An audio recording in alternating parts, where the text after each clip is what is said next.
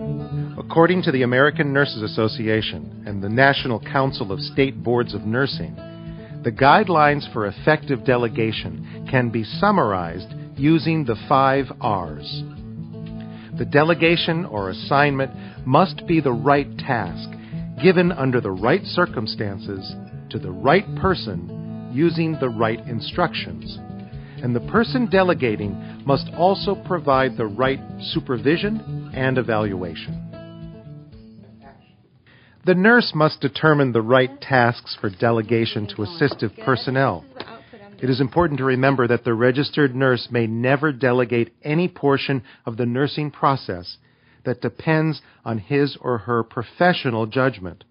For example, the assessment of a patient, developing and evaluating the nursing plan of care for the patient, and interpreting and analyzing data are the responsibility of the registered nurse and cannot be delegated because they require the nurse's knowledge, expertise, and judgment. How is her temperature doing? To ensure the right circumstances, the nurse must always take into account the patient's condition, the setting, and the available resources when delegating any task. Her temperature is 99. Heart rate is 60. Of course, when selecting a person to delegate to, the nurse must take into account the knowledge and skill level of that individual. And once a task is delegated to an unlicensed person, that person may not subdelegate the task to someone else. The delegated task must be clearly described, including all the details about what, when, and why.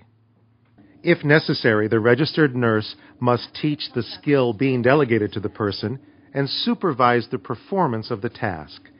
There can be no delegation unless there is an appropriate level of supervision.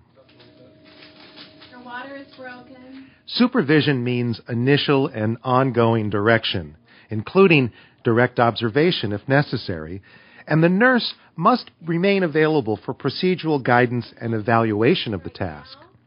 Remember, it is negligence on the part of the nurse if the nurse fails to delegate or supervise properly.